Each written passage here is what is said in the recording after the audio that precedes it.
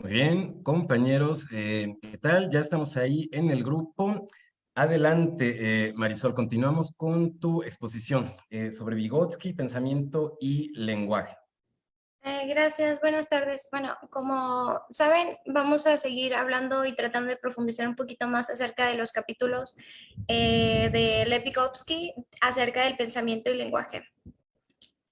En la sesión pasada tuvimos como que una breve sesión introductoria a, a los primeros capítulos y en este caso ya vamos a pasar directamente al capítulo 4 que nos habla acerca de las raíces genéticas del pensamiento y el lenguaje.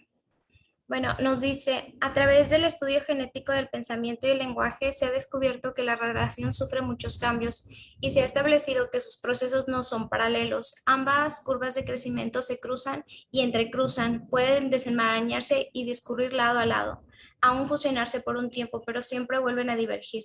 Esto se aplica tanto a la filogenia como a la ontogenia. En los animales, el habla y el pensamiento provienen de distintas raíces genéticas y se desarrollan a lo largo de líneas diferentes. Esto ha sido confirmado por los estudios de Kohler, Jesker y otros más recientes sobre los monos, que era lo que platicábamos igual un poco la sesión pasada acerca sobre esta discusión de los chimpancés y cómo ellos pueden a lo mejor adquirir cierto grado de palabras y demás. Las experiencias de Kohler probaron que la aparición de una inteligencia embrionaria en los animales del pensamiento en su exacto sentido no está de ningún modo relacionado con el lenguaje. Las intervenciones de los monos con respecto a la confección y uso de herramientas o el descubrimiento de rodeos para la solución de problemas, aunque constituyen indudablemente un pensamiento rudimentario que pertenece a una fase prelingüística de su desarrollo. Igual justamente lo que platicábamos acerca de cómo el inicio de este balbuceo de los bebés pues tiene que ver más con este sentido de la fase prelingüística del desarrollo. De acuerdo a su opinión, las investigaciones de Kohler prueban que el chimpancé muestra los comienzos de un comportamiento intelectual de la misma clase y tipo de que el hombre, justamente esto mismo de la fase prelingüística. Es la falta de habla, esa ayuda técnica infinita valiosa y la insuficiencia de imágenes. Es importante material intelectual, lo que explica la tremenda diferencia entre los antropoides y el hombre más primitivo y hacen posible para el chimpancé aún los comienzos rudimentarios del desarrollo cultural. Digo, bueno, no sé si hasta aquí tienen alguna duda, es nada más como un pequeño pre de lo que vimos anteriormente y pues rescatar algunos conceptos que igual se mencionaron, como esto de la fase prelingüística, la discusión acerca de cómo los chimpancés pueden, por ejemplo, adquirir cierto conocimiento en cuanto a funciones, a lo mejor ciertas capacidades para hacer cosas, etc. Si no, pues voy a pasar a la siguiente. Aquí nada más de mi parte, brevemente, Sí, Marisol, solo recordar justo de las fuentes secundarias que nos recomendaste para la exposición anterior, que teniendo en cuenta, digamos, información empírica posterior a Vygotsky, estudios de chimpancé en laboratorio o en campo, que parecen darle fuertemente la razón aquí al argumento, ¿no? Que incluso en contacto con entrenadores humanos, donde se puede usar un lenguaje de signos, usar ciertos instrumentos, de hecho incluso como pinceles para pintar, y aún así incluso con el auxilio humano, por así decirlo. El uso de la herramienta, el desarrollo de conceptos, es más, el desarrollo del habla como tal, sigue siendo limitado y en este caso se interpretaría precisamente como una función que se da distinta. Aquí la misión interesante a Engels, por cierto, ¿no? En los primates humanos, quienes a partir del uso de la herramienta no tienen una determinada mediación mente-mundo, ¿no? Eso no se presenta en primates no humanos, ¿no? De manera que aquí se seguiría elaborando un modelo de diferencia cognitiva entre el ser humano y otros mamíferos, primates y no primates no humanos. Nada más ahí recordando las propuestas, ¿no? De actualización que se han hecho la base del pensamiento de Vygotsky. Igual nos vas a compartir, ¿no? Marisol, sobre tu experiencia práctica. Adelante. bueno, aquí ya profundizando un poquito justamente en esto, dice qué pasa con los chimpancés. El chimpancé es un animal extremogregario y responde sin lugar a duda a la presencia de otros de su especie. Kohler describe formas altamente diversificadas de comunicación lingüística, entre ellos la primera de la línea en su vasto repertorio de expresiones afectivas, el juego facial, los gestos, la vocalización y a continuación los movimientos que expresan emociones sociales, además un saludo. Los monos son capaces de tanto de entender los gestos de otros como de expresar mediante de ellos deseos en los que incluye a otros animales. Usualmente, un chimpancé comenzará un movimiento o una acción cuando quiere que otro la lleve a cabo o participe. Por ejemplo, en este caso, lo empujará y ejecutará los movimientos iniciales para disponerse a caminar cuando esté invitando a otro a seguirlo. Es decir, bueno, en este caso vemos el sentido como de la réplica más que nada cuando igual, bueno, digo, pasa a veces en ciertos animales en estos procesos de imitación o también puede darse el caso, por ejemplo, con los niños, con los bebés, que es donde igual hace mucho énfasis Vygotsky. O hará el ademán de hacer algo en el aire cuando desee que el compañero le dé una banana. Todos estos son gestos directamente relacionados con la acción misma. Kohler menciona que el experimentador llega a usar métodos de comunicación elementales esencialmente similares para dar a entender a los monos lo que se espera de ellos. Volvemos a lo mismo, este sentido como de tipo espejo, donde pues uno interpreta ciertas cosas como para hacer esta asimilación o la réplica de la misma ejecución de actividad. De manera general, estas observaciones confirman la opinión de Wundt de que los gestos indicadores que constituyen la primera etapa en el desarrollo del lenguaje humano no aparecen todavía en los animales, pero que algunos ademanes de los monos son una forma tradicional entre así y el señalar. Consideramos este ademán tradicional el paso más importante que se da entre la expresión afectiva no adulterada hacia el lenguaje objetivo. Pues, ajá, justamente esto, ¿no? Que en la interacción que tenemos con la asimilación de los objetos o de las cosas que tenemos en el medio, pues directamente pueden afectar o no cómo la persona, el niño o en este caso los animales perciben el medio con el que están y cómo pueden hacer la réplica o la interacción de ciertas figuras o ademanes los cuales se ven interpretados en el mundo exterior. No sé si aquí tienen alguna duda con relación a algo en particular. Digo, vamos a profundizar un poquito más acerca de algunos puntos ya generales de cómo se diferencian estas cuestiones ya genéticas entre pues animales y en este caso en los humanos directamente lo que es el pensamiento y lenguaje. Muy bien, Marisol. Aquí de mi parte nada más un pequeñito comentario sobre el marco teórico de Vygotsky.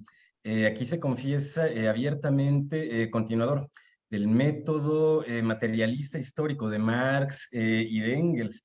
Esto como para entender que aquí sí se habla de pensamiento y de habla directamente se está guiñando a la vida cotidiana, es decir, a praxis de hombres y mujeres concretos actuando en sociedad, en procesos de trabajo.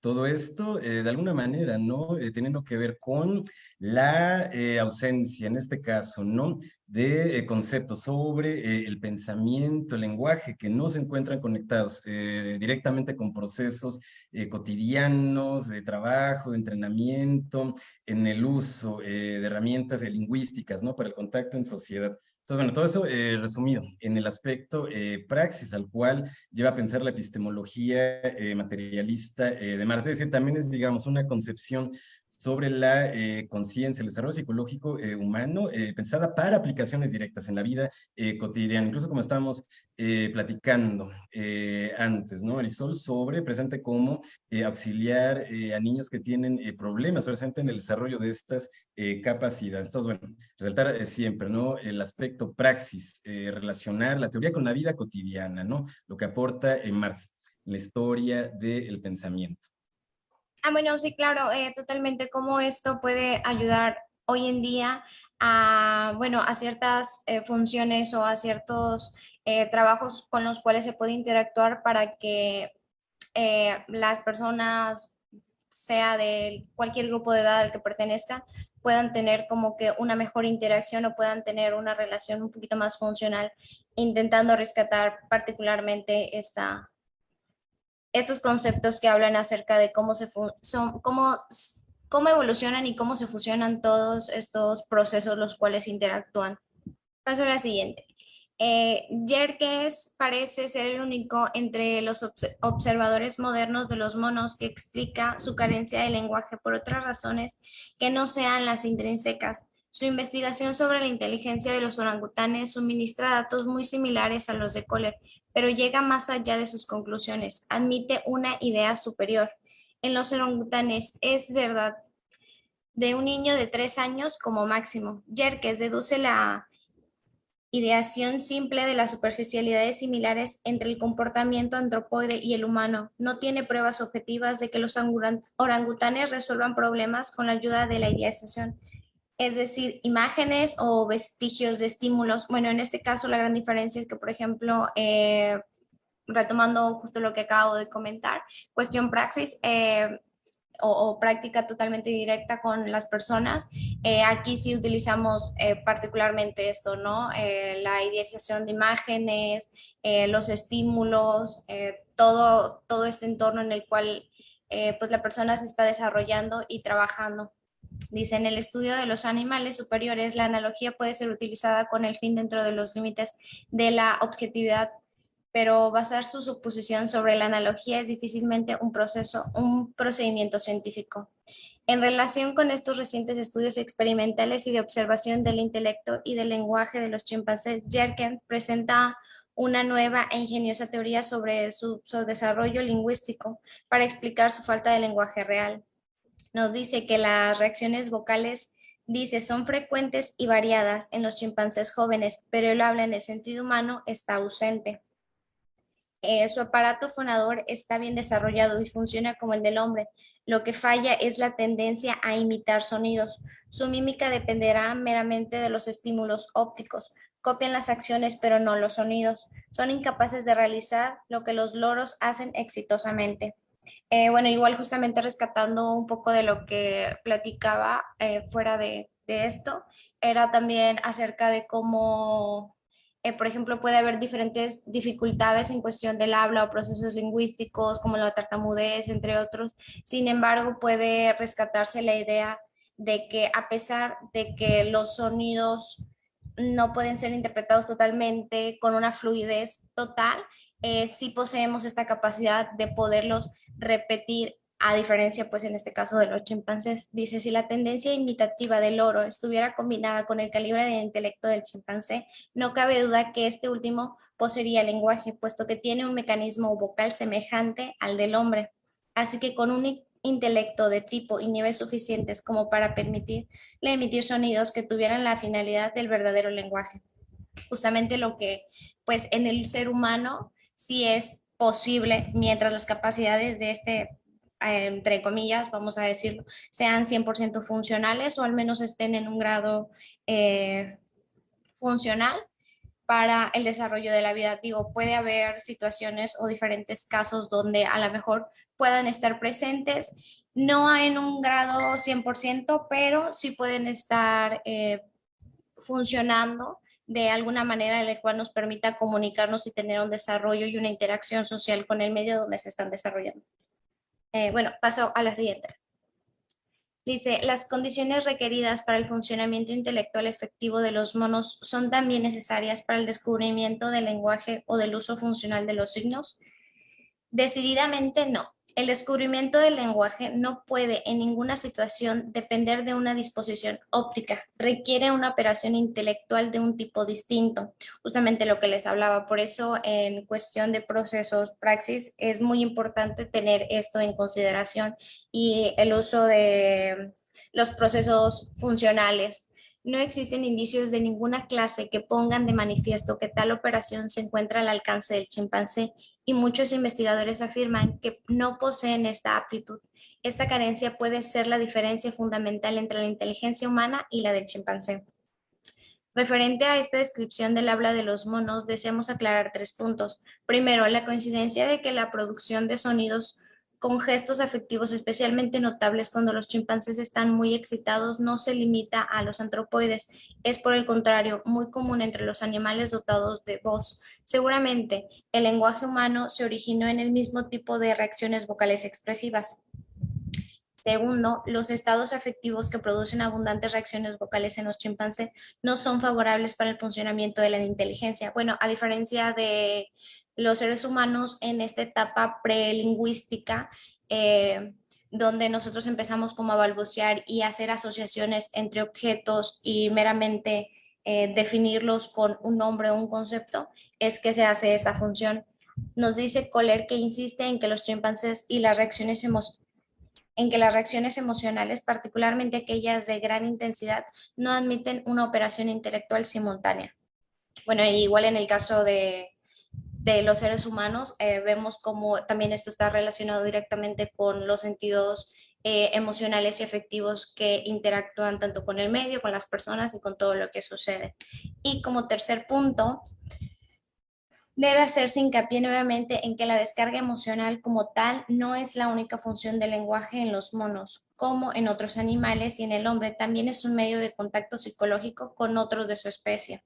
Tanto en los chimpancés de Yerkes y Laird como en los monos observados por Kohler, esta función del lenguaje es inequívoca, pero no está conectada con reacciones intelectuales, o sea, con el pensamiento, se origina en la emoción y es de modo evidente un parte del síndrome emocional total. Ay, perdón, ahí ya no alcanzo a leer qué dice. Está, está muy lejos de ser intencional de contribuir en su reacción instintiva o muy semejante. Bueno, justamente les digo cómo se relacionan estos tres puntos con todo lo previsto con anterioridad y cómo funciona justamente en el ser humano, ya pudiendo hacer una línea de distinción entre cómo funcionan a través de ciertas cuestiones que, o procesos que igual van de la mano, tanto cuestiones emocionales, tanto cuestiones un poquito más de inteligencia, de vocalización, de esta etapa prelingüística que la cual posee el ser humano y la cual pues existe una gran línea la cual separa cómo estas funciones de signos, igual nosotros podemos hacer uso de ellas y estas asociaciones con haciendo hincapié directamente lo que nos decía Vygotsky con el entorno donde se está desarrollando el ser humano. Cómo a fuerza necesita el ser humano tener esta interacción con el medio para que el habla pueda dar a resultado. No sé si hasta acá tengan alguna duda al respecto o quieran comentar algo. Si no, pues... De mi parte, por ahí Marisol tenía una pregunta, Sí. espero que no suene algo forzada, Iva. De acuerdo a esta concepción, entonces, ¿se podría decir en algún sentido que los chimpancés de antropoides no humanos tienen retraso mental, intelectual, digo, en comparación con la capacidad humana?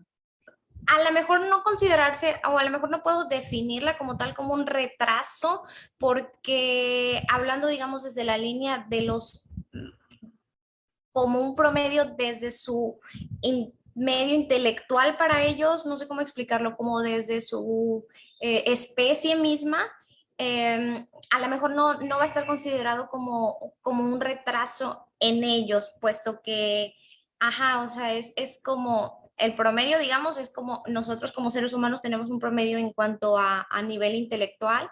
En cuanto a ellos, no hay un punto de comparación directo con el ser humano. Claro está porque existen muchos procesos funcionales, procesos cognitivos, los cuales son bastante diferentes o procesos en los cuales no hay una capacidad medible. Pero, por ejemplo, no podría hablar de un retraso directo, más sin embargo, sí podríamos decir que no funcionaría de la misma manera, o sea, o más bien su alcance como tal, a menos de que exista una superevolución, no podría darse el caso de suceder. No sé si Sí, claro. contesté bien la Sí, sí, pregunta sí, o sí. De hecho, hay algo. siguiendo precisamente la argumentación darwiniana, pues cada población tiene su propia línea evolutiva. De hecho, el guiño Engels me sigue pareciendo bien interesante sobre la hipótesis del bipedismo como aquello que marca un horizonte cualitativo fundamental para separar, digamos, aquí al Homo sapiens de las otras poblaciones primate que al no desarrollar el bipedismo, pues tampoco han seguido la línea evolutiva que en los humanos lleva al desarrollo intensivo de herramientas. Obviamente también viene bien relacionado el uso del lenguaje como habla. Entonces, bueno, ahí también resaltar, ¿no? El aporte de Vygotsky como lector de Darwin, ¿no? En este caso, leyéndolo interesantemente desde la óptica materialista histórica de Marx y de Engels. Entonces, bueno, evidentemente está equipado el chimpancé, el mono no humano para la supervivencia en su situación ambiental.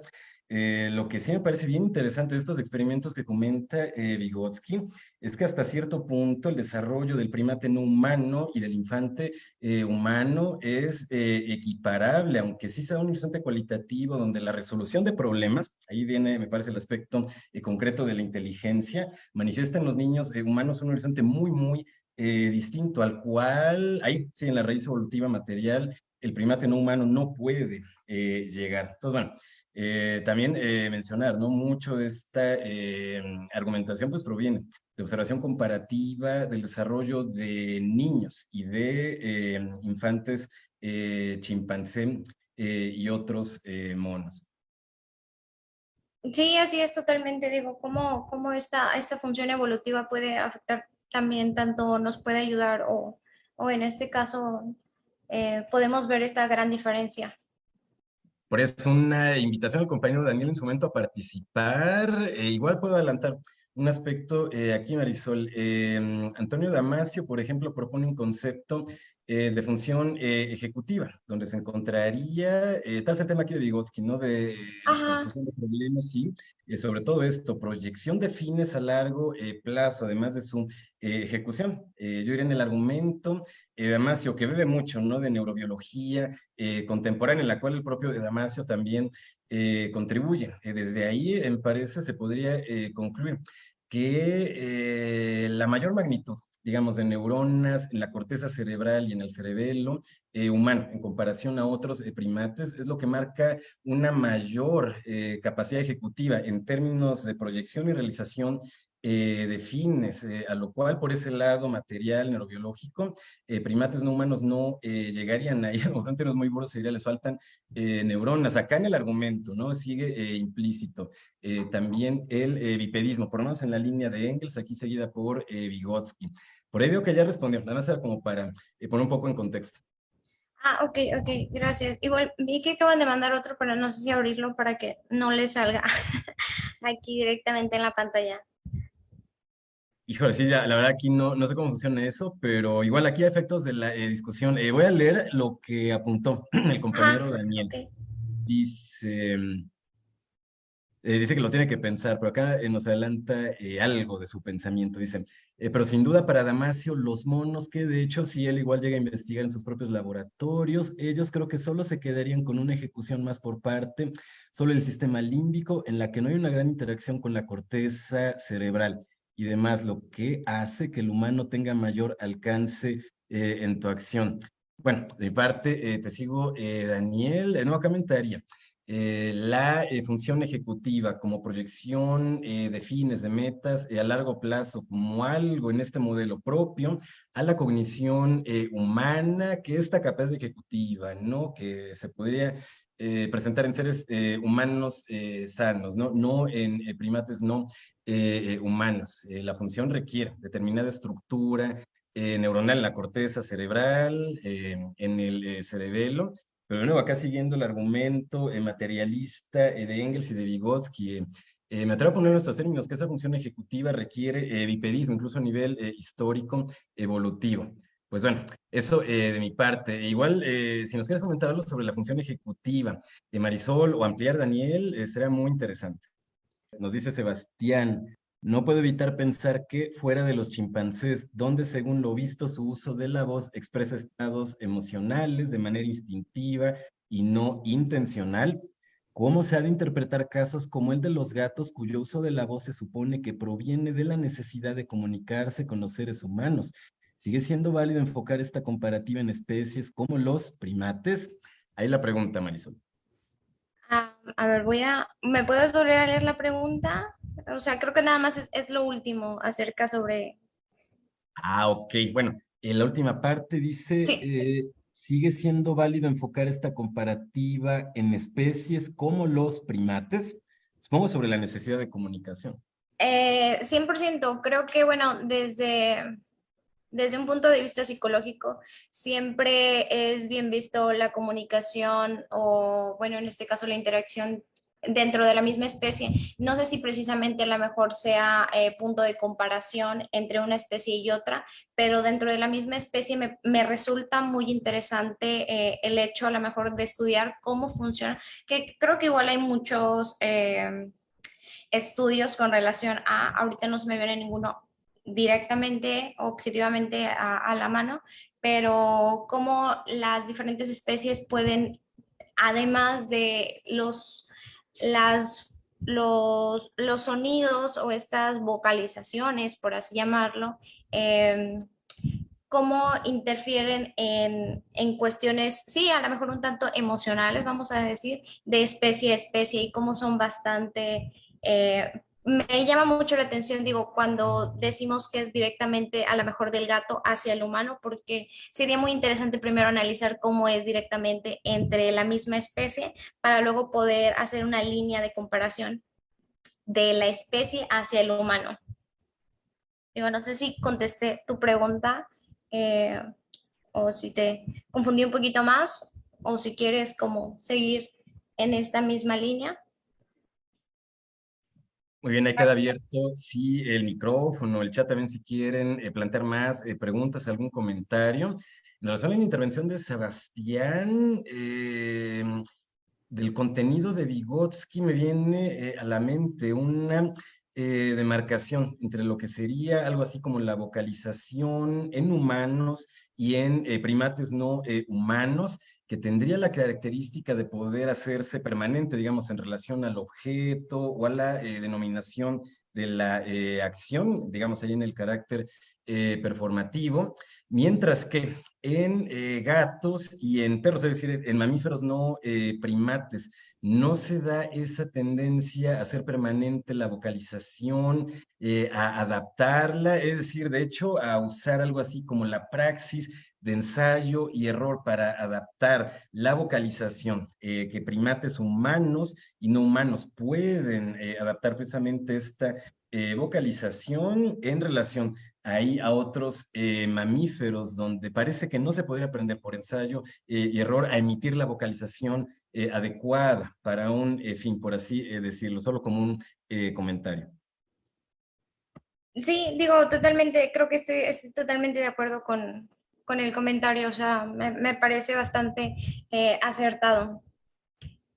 Digo, cuestión animales sí, sí puede ser un poquito variante, igual habría que también entender cómo, pues todo este preámbulo acerca sobre las funciones y procesos cognitivos que ayudan al funcionamiento directo, porque pues partiendo, no sé, sí, pero creo que en este capítulo, no estoy segura, donde ya nos habla directamente de, sí, la raíz, la cual distingue, por ejemplo, pensamiento y lenguaje. Sí, te sigo. De hecho, pondría la tesis sobre la mesa para Vygotsky, digamos, el lenguaje humano y el lenguaje animal no humano son cualitativamente cosas distintas. Sí, sí, digo, va hablando desde que la integración general de todo esto, pues es que está la tendencia a intentar comunicar o transmitir, ya sea cuestión emocional o algún tipo de señal o herramienta o lo que sea, pero realmente sí estamos hablando de dos cosas distintas, digo, entendiendo que el uso directo desde Vygotsky es cómo esta misma relación con el medio hace que estos procesos funcionales a la vez puedan transformarse de inferiores a superiores y hacer el proceso para interiorizar el habla. No sé si aún hay alguna duda con respecto a esto o algo más que quieran comentar. Si no, pues podemos continuar. Veo que hay tres mensajes en el chat, pero no sé si son unos que ya leímos o... Ahorita vamos bien en el chat, Marisol. Te dice Sebastián que muchas gracias. Ah, va. Bueno, voy a avanzar a la siguiente. Bueno, yo tengo una cuestión. Sí, sí, sí.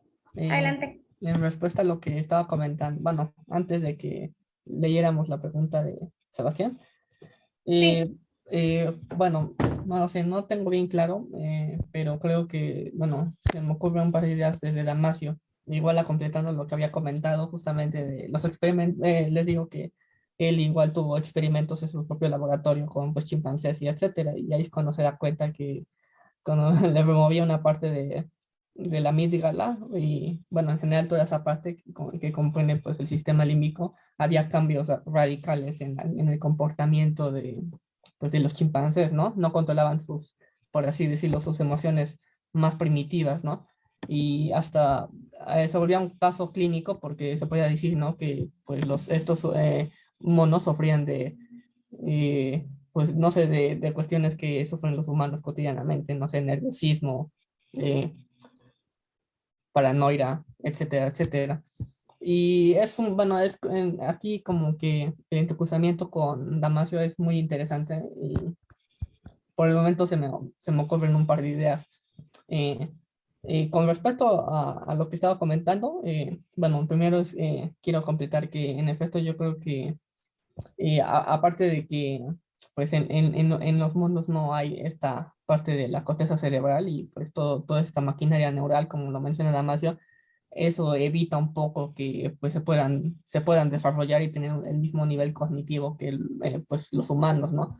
Pero también con eso pues hay otras preguntas, ¿no? Respecto a, pues sí, ¿no? A su composición en general orgánica, ¿no? Pareciera que los monos no tienen algunos sistemas y que permiten, ¿no? Justamente que se desarrollen a tal nivel como los de los humanos, ¿no? Y que comentó este ejemplo del profesor acerca de esta parte histórica, etcétera, pues sí, ¿no? En efecto, parece que los humanos tenían, bueno, de hecho, pues es igual parte del trabajo, del trabajo que hace Damasio, especificar que hay ciertos centros específicos que están, pues sí, ¿no? Preparados para activarse, pues, en el desarrollo y que se hacen, pues, a través de los componentes, pues, sí, no sociales, ¿no? Y en general, pues, son como los tres tópicos que acompañan, pues, la realización del sujeto, pues, cognitivamente a su estado pleno, ¿no? Y que al final de cuentas no hay un fin, ¿no? Bueno, no hay un fin, bueno, fin determinado en el sentido de que no para, ¿no? La evolución es constante, constante, ¿no? Y ahí entra el tema de la plasticidad, ¿no?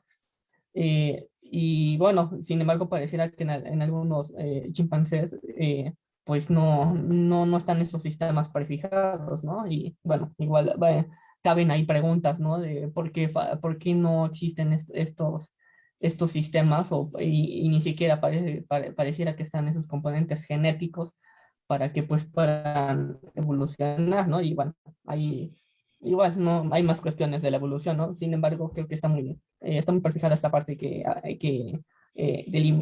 delimita, ¿no? Entre pues chimpancés y su especie genética a la de la nuestra. Eso es lo que yo tengo que comentar. Igual, pues se puede hablar más de ello. Sí, muy interesante, Daniel, justo lo que comentas. Digo, ahorita que estabas hablando de Damasio, igual me vino a la mente alguno de los textos que estuve eh, leyendo. Digo, no lo tengo tan fresco, creo que como lo tienes tú, pero sí vagamente recuerdo acerca de cómo este proceso de funcionamiento del cual hablaba Damasio y cómo él lograba definir eh, en estas tres partes súper importantes el proceso mental y demás. Entonces, digo, sí, la aportación es buena, o sea, me gusta la idea de cómo mencionas que sí, que puede ser por diferentes genes y pues sí, habría mucho de dónde seguirle sacando e indagando para entender a lo mejor esta sencilla pregunta del por qué puede o no generar el proceso. Sí, en efecto, y pues igual no sé si tenga algo que agregar el profesor de esto. Sí, gracias, Daniel. De hecho, un ejemplito por ahí que recuerdo de alguna exposición de un biólogo sobre lo que es diferente en términos del cerebro y la cognición humana en relación a otras especies, que por así decirlo, podemos poner un hueso enfrente a un perro, también en la misma medida, a un primate no humano, a un chimpancé y a un ser humano, pero esto incluyendo aquí la dimensión de desarrollo que propone Vygotsky. Se puede proponer como un problema cognitivo a resolver, decir de, bueno, hay un hueso, sí, qué te imaginas mañana que podrías hacer con este hueso? Y ya lo puedes complicar, ¿qué haría otro fulanito con este hueso? Si tiene hambre, si quiere adaptar, no sé, materia para uso como herramienta, que esta imaginación, digamos ahí, medio simplona que puede parecer, tienes un hueso, ¿qué podrías hacer con él? Que eso propiamente para Vygotsky solo lo pueden hacer seres humanos, imaginar qué se puede hacer con un hueso y esto, comunicarlo igual a otro agente lingüístico. Y de nuevo, no solo seres humanos, sino seres humanos en determinada etapa de desarrollo. No sé si te hace sentido, Marisol, como que esta ejemplificación sobre imaginemos qué se puede hacer con un objeto X como un hueso, un pedazo de madera, etc. Sí, totalmente, o sea, me hace sentido y vuelve a lo mismo, rescató la idea que pronunciaba bastante Vygotsky, que, y que creo que igual platicamos inicialmente, creo que no va a importar mucho, bueno, sí es realmente importante la edad o, por ejemplo, en este caso, como la etapa de desarrollo en la cual se encuentre el ser humano, ferventemente es primordial que se haga desde la etapa inicial, que en este caso que es donde se enfoca cómo empieza el funcionamiento infantil y pues resaltar la idea de que tiene que haber esta asociación con el medio para que la persona pueda interactuar y pueda tener estas asimilaciones o estas interpretaciones simbólicas de signos y entender cómo funciona su medio directamente para poder hacer esta asociación o este trabajo que requiere un proceso un poquito a lo mejor ya más elaborado. Te sigo, Marisol. Me viene a la mente el tema de los niños ferales, algo que de hecho se conoce de hace siglos atrás, que aquí la idea sería, o no sé si hace sentido formularla de este modo. Niño feral es así como tipo Mowgli, ¿no? Crece en el bosque, aislado, que con animales y sin contacto humano. El resultado que luego lo encuentran, ¿no? Ya de adolescente, así. El caso, por cierto, de Caspar Hauser, ¿no? 16 años, aparece ya en sociedad, pero no puede hablar y que de hecho, aunque lo ayuda un poco a aprender a hablar, a insertarse en sociedad, tiene límites. De hecho, lo describían a Caspar Hauser como un niño o un retrasado. Entonces sería el caso que justo humanos no puestos en contacto con medios sociales, con entrenadores, podrán desarrollar algún grado de inteligencia, de capacidad de solución de problemas, pero como hasta el grado de un simio no humano, es decir, como de un chimpancé, algo así. Sí, como comparando el caso de los niños ferales o de niños no sujetos a entrenamiento lingüístico o a contacto social que pueden desarrollar, independientemente de ese contacto social, determinadas capacidades de pensamiento, de inteligencia, que puedan ser como análogas de los chimpancés, pero que en ese sentido igual quede de trazo en retraso en términos de capacidades de habla. Sí, digo, 100%. Justo igual retomando esta cuestión práctica, volvemos al mismo de cómo a veces sin importar, bueno, creo que sí, tomando en consideración en particular este caso que no había escuchado recientemente, me llama mucho la atención, digo, cómo a lo mejor a veces pasando esta pequeña etapa en la cual ciertos procesos tienen que tomar forma, ya después siempre vuelve a ser bastante, muchísimo más complejo para ciertos factores y procesos de inteligencia los cuales debieron de haberse desarrollado previamente en esta etapa en la cual es muchísimo más fácil hablando de cuestiones de memoria, cuestiones de asociación, cuestiones de espejo, entre otras. Entonces, sí, a lo mejor considerando fervientemente esto, ¿no? Como que la etapa en la cual se intervenga y llevándolo a la práctica, pues sí, a lo mejor igual la constancia igual con relación a, por ejemplo, eh, esta práctica o esta enseñanza acerca de cómo los procesos pueden ayudar a la vocalización, es como igual cuestión música, ¿no? Cómo podemos ir trabajando y afinando ciertos factores vocales, los cuales evidentemente también van a depender de estas funciones cognitivas que tienen que ir de la mano y tienen que llevar un proceso y una constancia para que este pueda llegar a ser funcional. Si no, pues, ajá, tenemos esto mismo, una discapacidad, ya sea discapacidad del habla o cognitiva, o a lo mejor ambas, o totalmente, pues sí que no haya una adaptación como debería en el medio, sobre todo en particular de estos niños que crecen aislados de muchas cuestiones que a lo mejor no tan necesariamente puedan ser...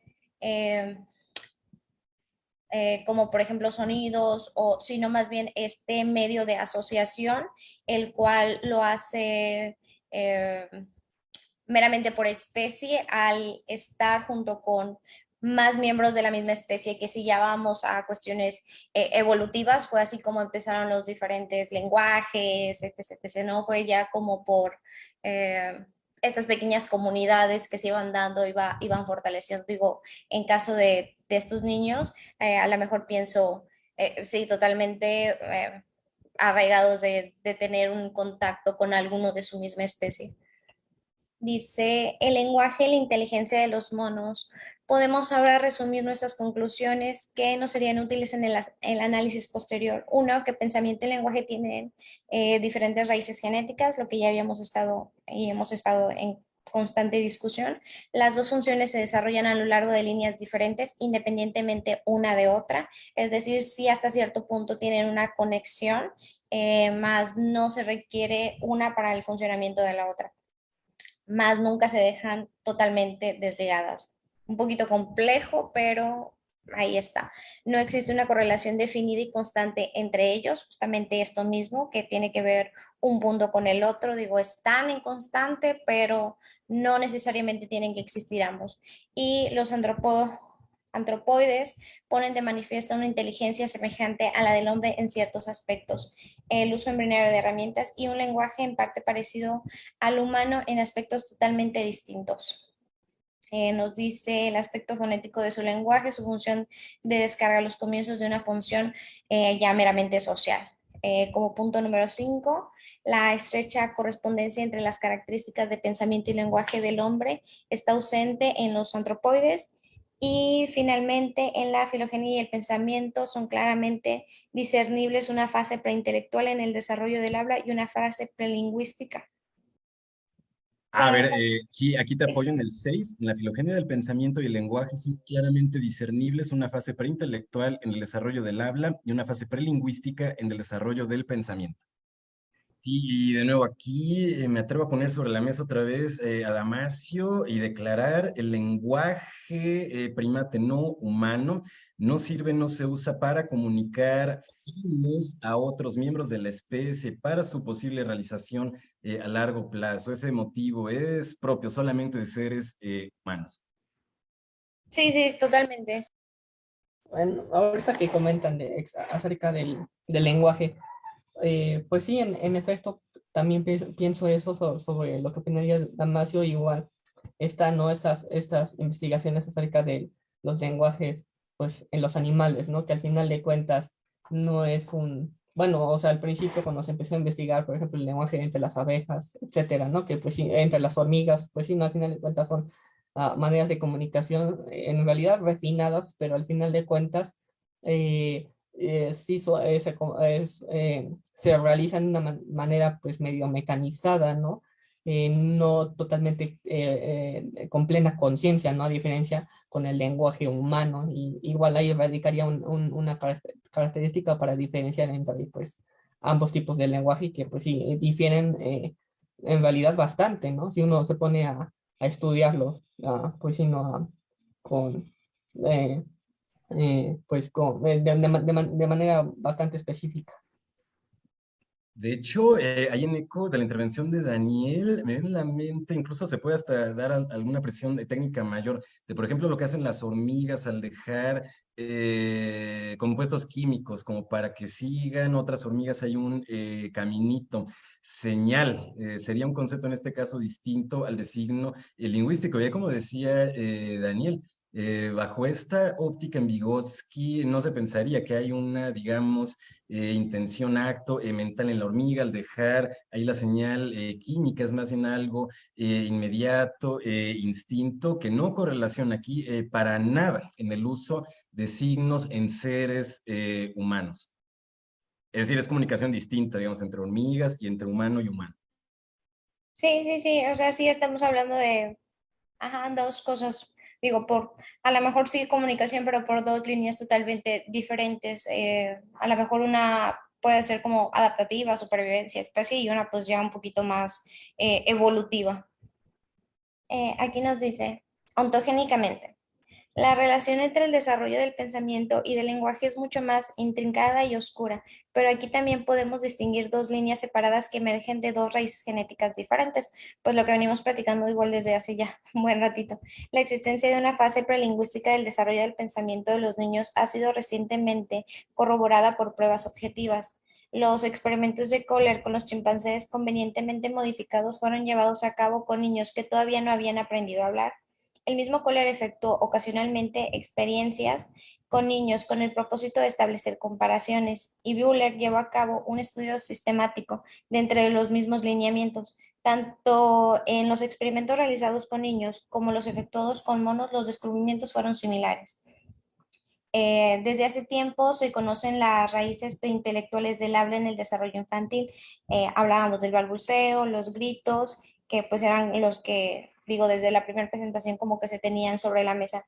Y aún sus primeras palabras son estas etapas claramente establecidas que no tienen nada que ver con el desarrollo del pensamiento. Lo que bien decíamos simplemente es este desarrollo preintelectual o prelingüístico que empieza a surgir en las etapas normales del ser humano.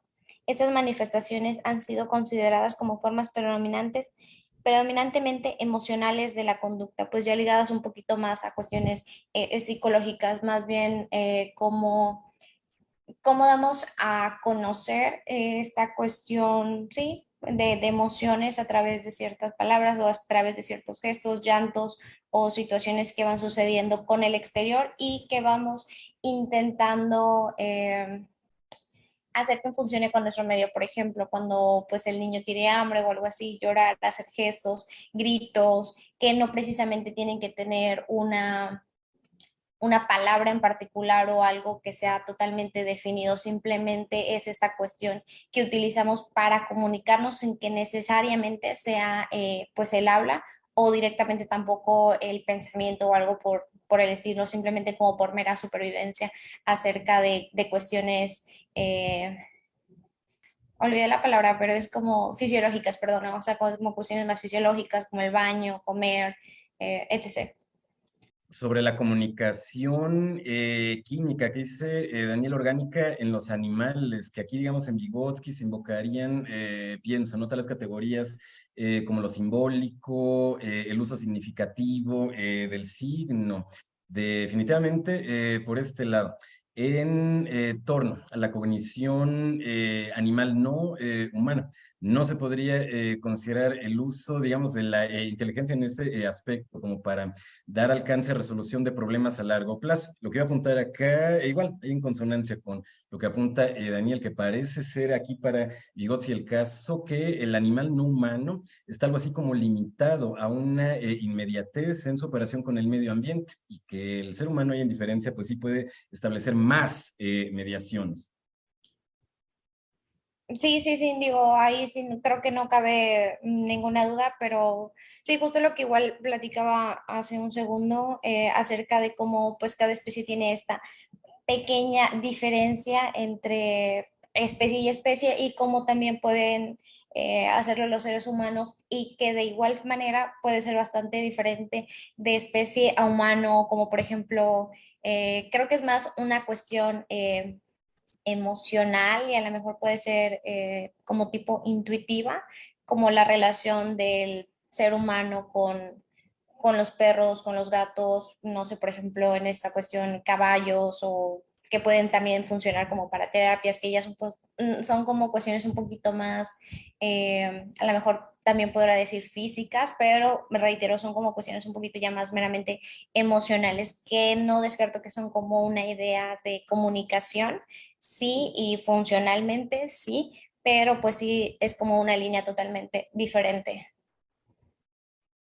De acuerdo, Marisol. Ahorita me acordé de un ejemplo que da aquí Vygotsky sobre que no se ha encontrado todavía en alguna población de chimpancés o primates no humanos en el campo que hagan algo tan simple como lo que ha hecho la humanidad desde hace miles de años, de dejar un trazo que medio de algo que se vea como un chimpancé, un bisonte, es decir, como en el arte rupestre. Hasta donde tengo igual la fecha, evidencia de campo de investigación primatológica, pues no encuentra eso tan rudimentario que lo encontramos desde hace miles de años en la historia de la humanidad, que estaría, digamos, acompañado esa ausencia de figuración, digamos, artística de una, en este caso, incapacidad de llegar a algo así como al habla simbólica. Sí, sí, justamente, digo, tomando en consideración lo que pues es el habla simbólica. Sí, digo, es bastante interesante como comprender este pequeño ejemplo que utiliza Vygotsky, que puede servir bastante para intentar como entender un poquito más cómo funciona esta corriente acerca del pensamiento y el lenguaje. Sí te sigo, Marisol. De hecho, me parece entonces que con Vygotsky habría que diferenciar conceptualmente entre la palabra usada por el ser humano y algo así como las palabras que se ha encontrado que utilizan chimpancés, cierto sonido, ¿no? Para denominar a un depredador como un jaguar y otro sonido, qué sé yo, para denominar venados, otro tipo de animal, ¿no? Que no sea depredador. Aún bajo esa evidencia, digamos, empírica, como que con Vygotsky se insistiría en que la palabra en humano es distinta a esa denominación, grito jaguar, grito fruta. Sí, sí, digo, no lo descarto, o sea, totalmente, pero es cierto. Ajá, Vygotsky pues nos habla claro acerca de esto, ¿no? Como es bastante diferente en cuestión sonora y estas funciones. Digo, no estoy como que tan relacionada a enfocarlo directamente como en animales, porque no hay tanto trabajo sobre Vygotsky con animales, más que esta relevancia sobre chimpancés y cómo pues funcionó como para poder él tener un punto de partida acerca de cómo funcionaba este proceso pues en niños, pero pues no lo descarto como para poder profundizar bastante en esta situación particular de cómo funciona en cuestión de sonidos. Te sigo, Marisol. De mi parte, un último ejemplito relacionado. Decir que, bueno, se pueden entrenar animales no humanos que en la detección de un determinado sonido y en la conducción práctica a la cual quiere llevar el entrenador. Es decir, de, bueno, se puede dar una cierta correlación, el lenguaje, acción, pero se puede evidenciar, incluso bajo este contacto primate no humano, o animal no humano con humanos, que no llegan, no es así como sigo el argumento de Vygotsky, no llegan a poder ellos, pues, estos simios o animales no humanos, a proponer nuevos signos, a recombinar de manera creativa los signos que enseñan los entrenadores, o en pocas palabras, como que a crear nuevas palabras o nuevos conceptos. En eso incluso con el trato humano, animal no humano está, según sigo Vygotsky, estructuralmente limitado. Ah, claro, claro, ya entendí. O sea, como solo se limitan a hacer esta cuestión tipo espejo, no a poder hacer meramente funciones de conexión entre o sea, digo, entre lo aprendido y a lo mejor entre ciertas cuestiones funcionales que ellos tengan, ¿no? Algo así, más o menos estoy entendiendo. Por ejemplo, no sé, esta cuestión de señas, que lo vean, digo, que lo interpreten a lo mejor de una diferente manera o que utilicen ciertas cuestiones de señas como para ir cambiando o mejorando no sé, este proceso. Sí, sí, sí, te sigo, Marisol. Lo formularía igual como casi conclusión, que entonces no se niega, pues, en Vygotsky, que animales no humanos también piensan, pero definitivamente no piensan, pues, como nosotros seres humanos. Sí, claro, claro, claro. Sí, sí, hay una línea la cual divide grandemente cómo funciona el pensamiento entre nosotros y los seres humanos, digo, entre los animales y los seres humanos. Aquí nos dice, ontogénicamente, el pensamiento y el lenguaje se desarrollan a lo largo de líneas separadas y que en un punto determinado estas líneas se encuentran. Es importante el hecho que ha quedado definitivamente establecido, aunque estudios posteriores pongan de relieve los detalles en los cuales los psicólogos no están de acuerdo, si este encuentro ocurre en un punto o en varios, como descubrimos realmente súbito, o luego de una larga preparación a través del uso práctico de un lento cambio funcional y se tiene lugar en los años o en la etapa escolar, justo lo que también digo, en cada momento sale como de manera un poquito inconsciente, pues esta mera función de que están ligadas, pero al mismo tiempo siempre va a existir este punto de separación entre cómo funcionan una y la otra y va ligada directamente igual a que pues sí parten de dos situaciones totalmente diferentes, digo, son orígenes diferentes. Resumimos ahora nuestras investigaciones acerca del lenguaje interiorizado. Aquí también consideraremos varias hipótesis y hemos llegado a la conclusión siguiente. El lenguaje interiorizado se desarrolla a través de lentas acumulaciones de cambios funcionales y estructurales. Se separa del habla externa del niño simultáneamente con la diferenciación de las funciones sociales y egocéntricas del lenguaje. Y finalmente las estructuras de este último, dominadas por el niño que se convierte en las estructuras básicas del pensamiento. Pues si bien dice esto nos suministra un hecho indiscutible de gran importancia, el desarrollo del pensamiento está determinado directamente por el lenguaje, es decir, por las herramientas lingüísticas del pensamiento y la experiencia sociocultural del niño. Esencialmente, el desarrollo del lenguaje interiorizado depende de los factores externos. El desarrollo de la lógica del niño, como lo han demostrado los estudios también un poquito después de Piaget, que eh, allá haciendo un poquito hincapié, unos años ligeramente después de los primeros inicios de Vygotsky, es una función directa del lenguaje socializado. El crecimiento intelectual del niño depende del dominio de los medios sociales del pensamiento, esto es, del lenguaje, que justo igual me hace nuevamente ruido lo que me mencionaba acerca de el niño, ¿cómo se llamaba? El niño De los niños el, verales. exactamente, sí, sí, sí. Por esta situación misma que no hay la interacción con el medio, de alguna manera se ve limitado a cierto campo de poder tener este proceso de lenguaje interiorizado. Entonces, por más que a lo mejor en un punto de su vida ya logra salir de este contexto donde se encuentra, ya es, pues no quiero decir demasiado tarde, porque creo que siempre, digo, desde el lado de la psicología, siempre hay un punto en el cual, del cual partir y haber un punto de mejora, porque mejora creo considerablemente que siempre puede haber, pero a lo mejor sí el proceso ya no va a ser exactamente como se esperaría para que fuera un poco más funcional.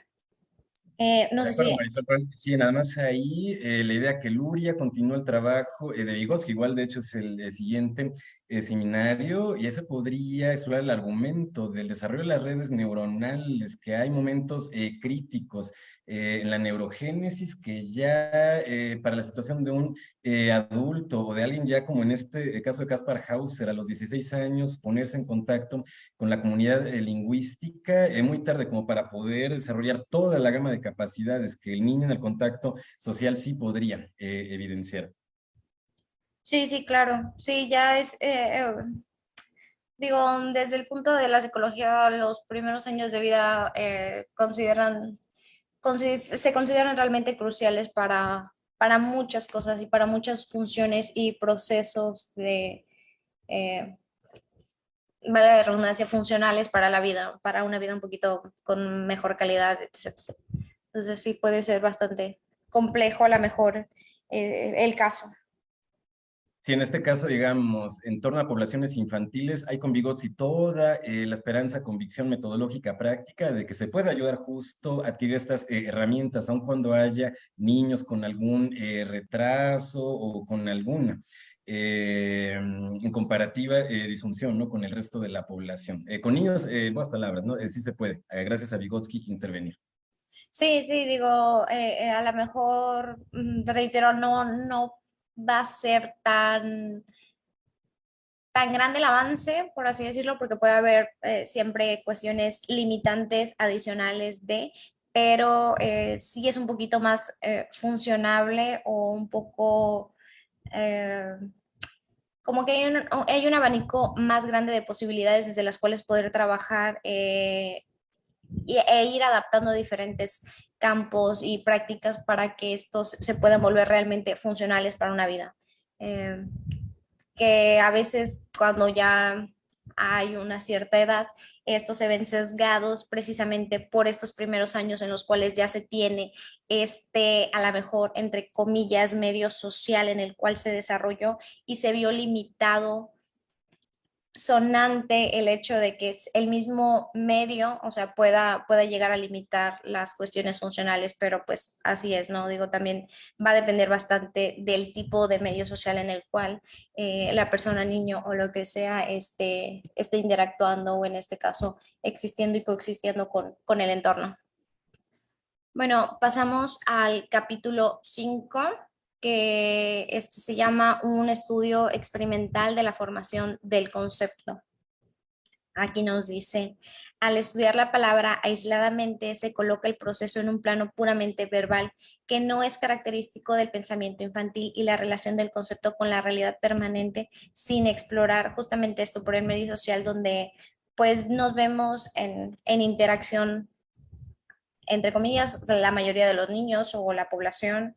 Dice, la aproximación al significado de una palabra dada se hace a través de otra palabra y sea lo que fuere, lo que descubramos a través de esta operación no resulta nunca más que una descripción de los conceptos infantiles como un registro de la relación en la mente del niño entre familias de palabras formadas previamente, que a veces a lo mejor podemos, digo, intentando ejemplificar un poquito esto, pudiera ser cuestión de asociaciones, cuestión sabores, olores, utilizando estos sentidos, los cuales demás tenemos.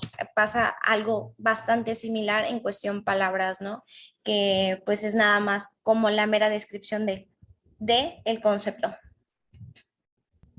Dice, todas las funciones psíquicas superiores son procesos mediatizados y los signos, los medios básicos utilizados para dominarlos y dirigirlos. El signo mediatizador está incorporado a su estructura como una parte indispensable, verdaderamente central del problema en su totalidad. En la formación del concepto, este signo es la palabra, lo que juega primero el papel de medio y más tarde se convierte en su símbolo.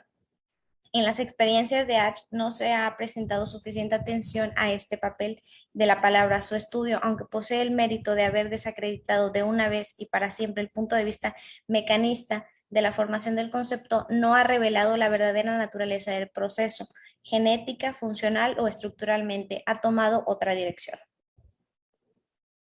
De mi parte, tal vez muy brevemente, evidenciar a Vygotsky como un autor que no es mecanicista, es decir, que en su materialismo, pues tiene una perspectiva tanto histórica como dialéctica, ¿no? Ahí en apego a Marx y a Engels, ¿no?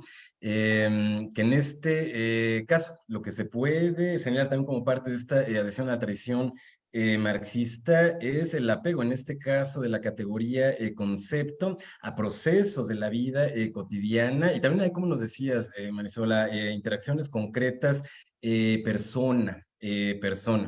Entonces, no es poca cosa. Aquí la epistemología de Vygotsky tiene un buen anclaje, digamos, en la concepción histórica y materialista de Marx y de Engels. Eso lo tiene que hacer precisamente crítico a concepciones solamente mecanicistas. Entonces, bueno, aquí hay cabida para hablar de pensamiento, de interioridad, pero, digamos, siguiendo Marx, esto tiene que pegarse a la vida cotidiana y a relaciones concretas, persona a persona.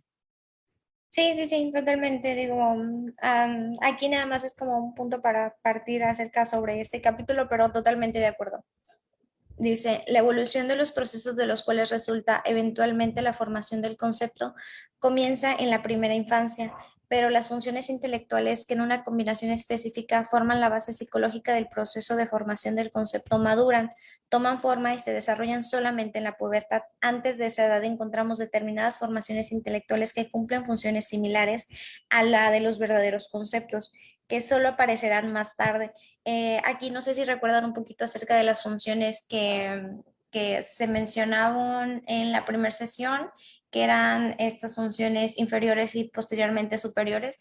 Lo que sucede es que estas no desaparecen, sino que digamos que al final se transforman en funciones superiores, lo cual nos da pauta a que la composición y el desarrollo sea un poquito más integral y más sólido para poder hacerlo funcional. Dice, con respecto a su composición, estructura y operación, estos equivalentes funcionales de los conceptos se encuentran en la misma relación con respecto a los conceptos verdaderos que el embrión al organismo totalmente formado. Igualar a ambos es ignorar el largo proceso evolutivo entre la primera y la última etapa, que era lo que pues genuinamente estábamos hablando. Bueno, ya prácticamente hablando eh, de manera puntual acerca de este capítulo, la formación del concepto. Es el resultado de una actividad compleja en la cual intervienen las funciones intelectuales básicas, que justo eran las que les mencionaba. El proceso, sin embargo, no puede ser reducido a la asociación, la atención, la imaginación o la inferencia o las tendencias determinantes. Todas son indispensables, pero al mismo tiempo insuficientes sin el uso del signo o la palabra como el medio a través del cual dirigimos nuestras operaciones mentales, controlamos su curso y las canalizamos hacia la solución de la tarea con la cual nos enfrentamos. Justamente esto, cómo estos procesos tienen una evolución, digamos, pero jamás llegan a desaparecer por completo, sino que simplemente se vuelven un poco, sí, valga la redundancia, superiores, se vuelven funciones ya realmente superiores, las cuales transformamos para que nos puedan ser funcionales y las podamos asociar directamente con el signo y poder expresar la palabra. Bueno, este capítulo se ve enmarcado por la presencia de un problema que demanda la formación de conceptos. No puede ser considerada en sí misma la causa del proceso. Si bien las tareas con las que la sociedad enfrenta al joven, ni bien ingresa al medio cultural, profesional y cívico en los adultos, es, sin lugar a dudas, un factor importante en el surgimiento del pensamiento conceptual. Si el medio ambiente no le presta al adolescente nuevas ocupaciones, no tiene para con él exigencias nuevas y no estimula su intelecto. Proye pro pro Creo que está mal mi palabra, perdón. Haciendo una consecuencia de nuevas finalidades, su pensamiento no llega a alcanzar los estadios superiores o los alcanza con gran retraso, que justamente es aquí lo que mencionaba el doctor.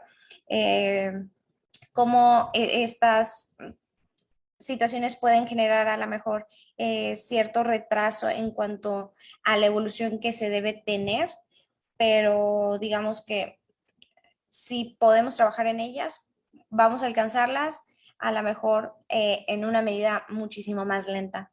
No obstante, la tarea cultural per se no explica el mecanismo de desarrollo que acaba en la formación de conceptos.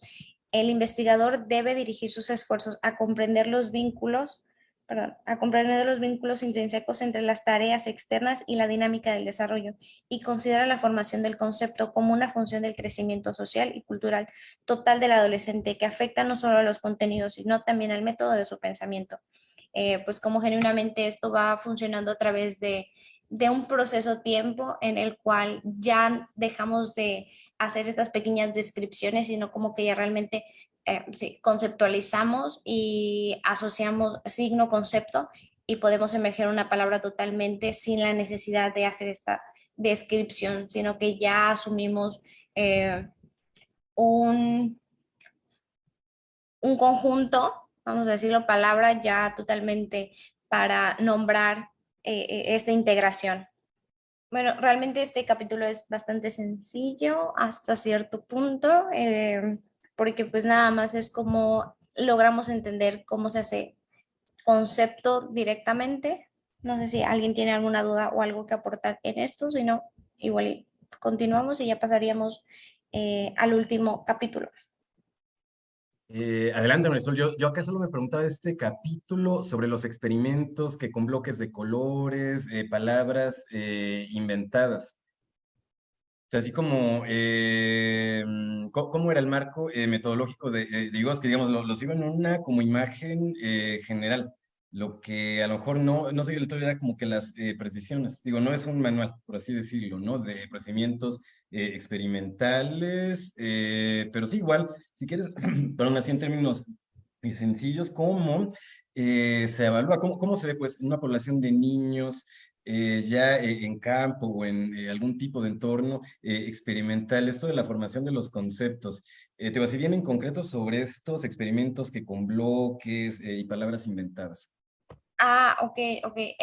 Sí, directamente como, bueno, ya a manera práctica, práctica real, vamos a decir hoy en la actualidad, sí se puede hacer de maneras, a lo mejor a través como de lúdicos o cuestiones de estas donde sea directamente de asociación en conceptos concretos, pero sí dependería un poquito a lo mejor como de la edad porque digo, trabajando con niños, bueno, que en este caso he tenido la oportunidad de trabajando con niños 3 4 5 años a lo mejor, podamos partir de esta pequeña eh, pues situación donde a lo mejor en lugar de meramente obtener el concepto, vamos a obtener una descripción de, como por ejemplo, no sé, la manzana roja o cuestiones circular y ya no tan directas como necesitaríamos que fueran en un proceso ya un poquito más concreto. Digo,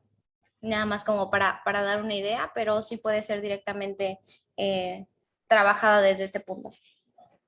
Ok, gracias Marisol. Entonces, ahí me quedo pensando si entonces se evalúa en poblaciones experimentales o de trabajo clínico con niños la adquisición, desarrollo de conceptos a partir de la posibilidad de resolver, bueno, entre otras cosas, problemas motores, problemas justo de asociación que colores, figuras, palabras, etcétera. Si estos conceptos se evalúan en cómo pueden resolver problemas prácticos los niños. Sí, totalmente. Si se evalúan, digo, va a depender directamente a lo mejor, por ejemplo, el contexto, si es un contexto como académico o directamente ya un contexto eh, a un caso aislado, vamos a decirlo, o individualizado, meramente psicológico, a lo mejor a través de pruebas o ya cuestiones un poquito más específicas.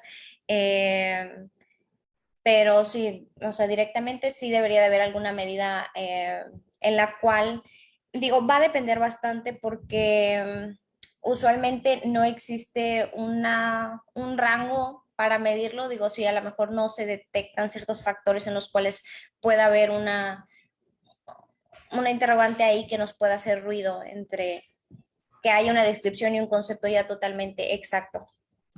Bueno, ya vamos con el último capítulo, que es el capítulo 6, el desarrollo de los conceptos científicos en la infancia. Y bueno, aquí nos dice, ¿qué sucede en la mente infantil cuando recibe los conceptos científicos que se le enseñan en la escuela? ¿Cuál es la relación entre la asimilación de la información y el desarrollo interno del concepto científico de la conciencia del niño? Justo lo que les decía, a lo mejor va a depender un poquito el concepto, si es un concepto formativo o ya individualizado. Dice, una escuela del pensamiento cree que los conceptos científicos no tienen una historia interna, es decir, que no sufren un desarrollo, sino que son absorbidos ya listos a través de un proceso de entendimiento y asimilación. La mayoría de los métodos y teorías educaciones o educacionales se basan también en esta concepción. Sin embargo, este punto de vista no puede enfrentar un enjuiciamiento ni el terreno teórico ni en sus aplicaciones prácticas. Eh, Justamente lo que acabamos de comentar un poquito, como que ya tener algo establecido directo, pues no sería como lo más oportuno, sino sería ya directamente en un campo práctico o real, pues sí, como ir trabajando sobre la marcha, ir viendo qué situaciones puedan o no funcionar para poder evaluar o en este caso tener una noción como más concreta de. Dice, en cualquier edad un concepto formulado en una palabra representa un acto de generalización, pero el significado de las palabras evoluciona y cuando una nueva ha sido aprendida por el niño, su desarrollo comienza a ponerse en marcha. La palabra es primero generalización del tipo más primitivo y a medida que se desarrolla la inteligencia del niño, se la reemplaza por generalizaciones de un tipo más avanzado, un proceso que conduce finalmente a la formación de verdaderos conceptos. El desarrollo de los conceptos o el significado de las palabras presupone a su vez la evolución de muchas funciones intelectuales, la atención deliberada, la memoria lógica, la abstracción, la habilidad para comparar y diferenciar. Estos procesos psicológicos complejos no pueden ser denominados a través del aprendizaje aislado. Eh, Aquí nuevamente volviendo a hacer hincapié un poco hacia Vygotsky, que justamente nos hacía mucha referencia de esto, ¿no? De que cómo esta misma interacción con el medio, con el contexto donde se encuentra y cómo esta socialización también, y este mismo interrogante acerca de conocer las cosas del medio, lo llevan a través de poder interiorizar y posteriormente tener este proceso de pensamiento para poder genuinamente después exteriorizar el habla. Bueno, si aquí no hay dudas, paso al siguiente. Sin embargo, el hecho establecido por Piaget no puede ser negado, aunque, bueno, aquí tenemos un pareto de comparación entre lo que Piaget ya empieza a trabajar una vez teniendo la base de Vygotsky acerca de esto, que nos dice que no puede ser negado, aunque en el medio escolar avanza firmemente en cuanto a conocimientos y dominios, no tiene conciencia de sus propias operaciones conceptuales.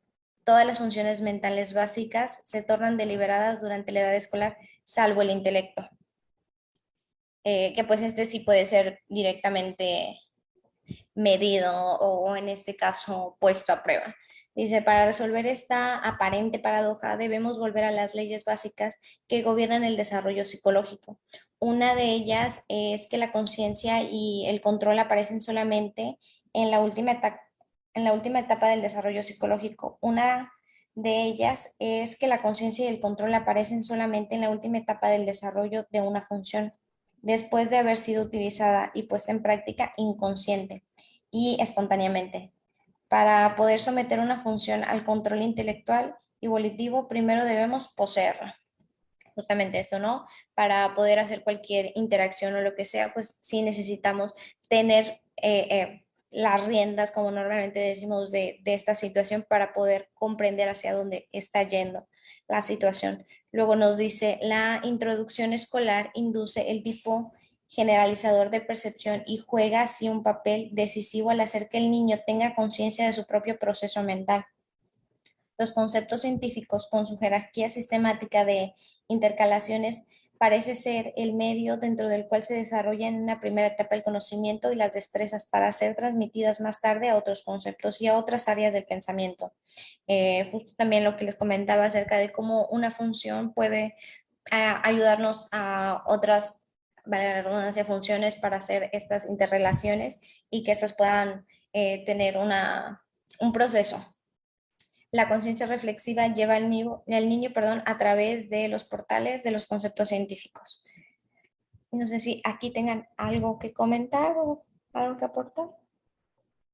De mi parte, tal vez una ilustración algo simplona, como para ver, estamos aquí entendiendo el punto sobre la conciencia reflexiva, decir, solamente después del proceso de adquisición del habla del niño a lo largo del desarrollo, puede llegar a reportarnos, digamos, sus contenidos de conciencia, es decir, como que estados mentales, estados volitivos, como que contenidos muy burdos que nos puede decir el niño quién es y qué quiere. Pues que esto, a lo mejor en términos evolutivos del desarrollo infantil no es poca cosa. ¿Hace sentido? Sí, sí, sí, totalmente, me hace sentido y digo, igual nos vamos a este proceso psicológico que llevo enmarcando desde un principio, que es ya cuestiones un poquito igual emociones y cómo esto mismo puede ayudar a fortalecer o a reforzar esta misma situación acerca de las funciones y de cómo hace el concepto directo. Aquí nos dice, la escritura también exige una acción analítica por parte del niño, Cuando habla es muy difícil que tenga conciencia de los sonidos que pronuncia y casi no es consciente de las operaciones mentales que realiza, que no significa que no las ponga en práctica o algo así, simplemente no puede asimilar o sí concientizar qué está sucediendo en este proceso. Al escribir debe comprender la estructura del sonido de cada palabra, analizarlo y reproducirlo en símbolos alfabéticos que debe haber sido estudiado y memorizado con anterioridad. Y aquí pues ya podemos ver otro tipo de funciones donde ya, como hablaban de las funciones ejecutivas y ya además para que pueda todo esto realmente hacer una conexión y empezar a funcionar de una manera correcta. Del mismo modo, deliberado debe colocar las palabras en una cierta secuencia para formar una oración. El lenguaje escrito requiere trabajo consciente, puesto que su relación con el lenguaje interiorizado es distante de la del lenguaje oral. La última precede al lenguaje interiorizado en el curso del desarrollo, mientras que el lenguaje escrito sigue al interiorizado y presupone su existencia. Bueno, nos dice, el acto de escribir implica una interpretación del habla interiorizada, que claramente aquí está, o sea, digo, aquí está de manera totalmente literal, no hay, digo, una manera de cómo explicar mejor esto, tal cual es una interpretación del habla interiorizada. Pero la gramática del pensamiento no es la misma en los dos casos. Hasta se podría decir que la sintaxis del lenguaje interiorizado es exactamente lo opuesto de la sintaxis del lenguaje escrito con el habla oral entre los dos.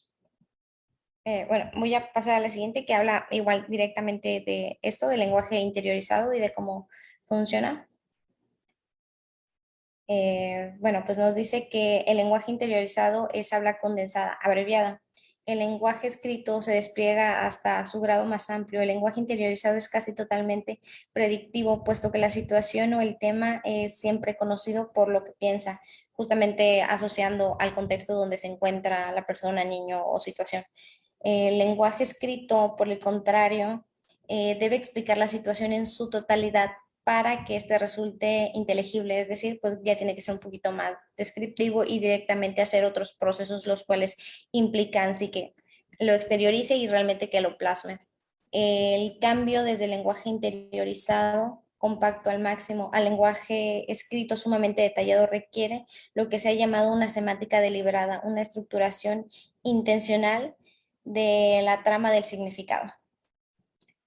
Bueno, aquí nos dice que todas estas características del lenguaje escrito explican por qué su desarrollo en la infancia queda rezagada con respecto al oral. La causa de que esta discrepancia se encuentra en la habilidad del niño para la actividad espontánea y no consciente y su falta de destreza para la actividad abstracta y deliberada. Y bueno, finalmente nos dice, los psicólogos actuales no pueden compartir la creencia de que la imitación es una actividad mecánica, justamente esto que por esta línea, la cual nos habla Vygotsky también, que cualquiera puede imitar casi cualquier cosa si se le ha demostrado cómo, eh, igual rescatando lo mismo acerca de los animales y demás, o sea, pueden hacer estas herramientas de señas, espejo y demás, pero pues no siempre resulta por los procesos que se deben de hacer. Para imitar es necesario poseer los medios para pasar de algo ya conocido a algo nuevo, que aquí es donde también me viene a la mente lo que comentaba o me preguntaba acerca de, por ejemplo, si pueden hacer algo, no sé, los simios con lo ya aprendido o algo, digamos, como por cuenta propia, ya no meramente imitar o intentar contestar, por así decir, a sus cuidadores, entrenadores y demás. Yo no sé si hasta aquí haya algún comentario. Ahorita vamos bien, Marisol. Bueno, continúo. Dice, con ayuda, todo niño puede hacer más que lo que puede ser por sí solo, aunque solo dentro de los límites establecidos por su estado de desarrollo, que igual aquí rescatando lo que hablábamos de niño aferrado y demás, va a implicar bastante la interacción con el medio. Kohler descubrió que un chimpancé puede imitar solamente aquellos gestos inteligentes de otros monos que podrían haber sido realizados por él mismo una ejercitación persistente es verdadera. Puede inducir a lograr acciones mucho más complicadas, pero estas son efectuadas mecánicamente y tienen todas las señales inequívocas de los hábitos sin significado, más que los de soluciones clavidentes. El animal más inteligente es incapaz de desarrollar intelectual a través de la imitación. Justamente esto, ¿no? Que les mencionaba es simplemente un reflejo, un espejo de lo que el cuidador o entrenador hace con ellos. Puede ser conducido a realizar actos específicos, pero de los nuevos hábitos no resultan nuevas aptitudes generales, porque no existe esta capacidad. En este sentido, puede decirse que los animales son ineducables. Pues de aquí resumiendo todo el preámbulo anterior. Digo, no sé si hasta acá tengan alguna pregunta, solo nos queda una más y pues damos por concluido igual el capítulo. Finalmente, aquí nos dice, en el desarrollo infantil, por el contrario, la imitación y la instrucción juegan un papel fundamental. Descubren las cualidades específicamente humanas de la mente y conducen al niño a nuevos niveles de desarrollo, donde estas capacidades inferiores se convierten en superiores y pueden jugar un papel para poder hacer o desarrollar nuevas habilidades sin necesidad de que estas puedan ser demostradas o en este caso, sino que ya empieza a haber funciones un poquito más eh, estructurales, las cuales puedan ayudar a esto. Tanto en el aprendizaje del habla como en el de las materias escolares, la imitación resulta indispensable. Lo que el niño puede hacer hoy en cooperación, mañana podrá hacerlo solo. Por lo tanto, el único tipo de instrucción adecuada es que marcha adelante del desarrollo y lo conduce, debe ser dirigida más a las funciones de maduración que a lo ya maduro. Sigue siendo necesario determinar el umbral más bajo en el que la instrucción de la aritmética, digamos, puede comenzar, puesto que se requiere un cierto mínimo de madurez de las funciones, pero debemos considerar también el nivel superior. La educación debe estar orientada hacia el futuro y no hacia el pasado. Es decir, pues como este proceso debe estar en una continua línea de integración donde sin importar a lo mejor ya de ciertas eh, conocimientos o vamos a decir capacidades o en este caso retrasos, discapacidades, como lo quieran llamar, siempre trabajar hacia un proceso funcional, hacia llevarlo hacia procesos funcionales, lo que pues igual hablábamos fuera de esto, ¿no? En cuestión, por ejemplo, con niños de diferentes discapacidades, ya sea cognitivas o, no sé, síndromes, trastornos, etc. Ver siempre la manera de llevar hacia un camino de la funcionalidad, independientemente de pues otras funciones y a lo mejor también directamente de lo que es el lenguaje y el pensamiento, que es lo que estamos eh, en tema de discusión. Bueno, creo que sería todo. No sé si alguien tenga alguna duda, pregunta o algo más que quisiera aportar. Bienvenidos.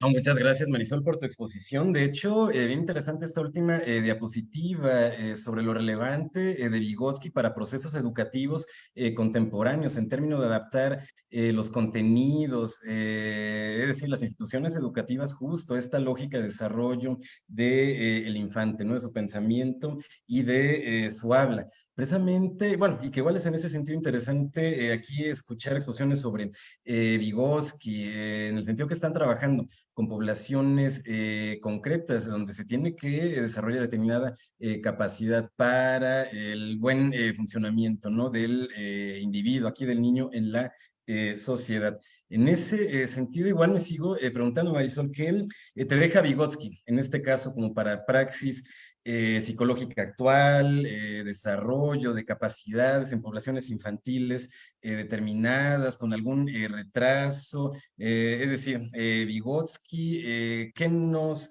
contribuye, pues, para la actualidad? ¿Cómo te vea? Igual en ese sentido, aquí, Marisol, para tu praxis. Claro, bueno, pues en este caso, como más que nada, digo, Vygotsky que fue de los primeros que empezó como toda esta investigación, posteriormente vinieron más, pero sí abre una puerta grande a dejarme mucha información, que no existe una limitación, digo, a pesar de que como bien se ha estudiado, sí es cierto y lo he mencionado bastante a lo largo de la exposición, pero los primeros de año son cruciales. Sin embargo, siempre pueden existir áreas en las cuales trabajar y poder hacer ciertas funciones un poquito más, eh, pues sí, ¿no? Como llevarlas a una interacción, ya sea dependiendo si es social, individual, emocional, no sé, pero que siempre pueda haber un proceso. Evidentemente es importante conocer el contexto del pasado, claro, para tener un parteaguas hacia dónde dirigir o qué procesos trabajar, demás, pero igual acerca de justamente esto, ¿no? Como orientar la consideración académica hacia un nivel superior y trabajar estas funciones a lo mejor primeramente inferiores, que si bien no desaparecen, no siempre pueden ser desarrolladas como deberían y pues a lo mejor trabajar directamente en la praxis con esto, ¿no? Que sobre todo sucede en casos específicos, como bien veníamos comentando, digo, por ejemplo, cuestiones de autismo, síndrome de Down, también lo que hablaba, tartamudez, etc., ¿no? Como que siempre tener esta guía de instrucción de buscar esta especificidad hacia la educación especial, pero desde una manera un poquito más integral y pues sí, llevarlo hasta un punto de un nivel un poco maduro, pero siempre con buscando esta calidad de vida funcional. Gracias, muy interesante, Marisol, de nuevo, ¿no? Que con Vygotsky tenemos un autor crítico a la mecanización de la subjetividad humana, como a una reducción del humano a mera maquinaria orgánica, como hay concepciones contemporáneas que van por ese lado y que de hecho también llegan a proponer borrar de una manera muy fuerte, ¿no? La frontera cualitativa, ¿no? Entre la inteligencia, la cognición humana y la no humana. En el caso de Vygotsky ahí tenemos una propuesta bien interesante en el marco de la concepción materialista histórica de Marx, donde se sigue defendiendo, ¿no? En este caso, una frontera cualitativa, que aquí es bien importante, ¿no? Como nos mencionabas, Marisol, para los procesos educativos de seres humanos. De mi parte, solamente un último comentario a nivel de contexto histórico, igual invitando aquí a los compañeros a participar, si nos quieren dar algún comentario o pregunta final que Vygotsky opera en la Unión Soviética todavía en una etapa donde no ha decaído la situación política económica en el estalinismo, junto con toda la cerrazón totalitaria que implica que en este contexto pues había todavía mucho terreno favorable para la experimentación científica, no mecanicista, no positivista, y justo buscando equipar en este caso a los niños, a los individuos con herramientas cognitivas y sociales para de manera autónoma, ¿no? Que decidan su destino, ¿no? Por así decirlo. Es una muerte tristemente temprana, ¿no? Es la de Vygotsky, ahí no le toca ver ya lo peor del stalinismo, el totalitarismo soviético, queda. De hecho, igual como un interesante fundamento de reflexión para la psicología social y de hecho continuaciones, en este caso como las que hace Luria a su manera, ¿no? En la Unión Soviética, que de eso todavía tenemos un seminario pendiente. Pues muchas gracias, Marisol, por tu presentación. Gracias igual por estar aquí presente.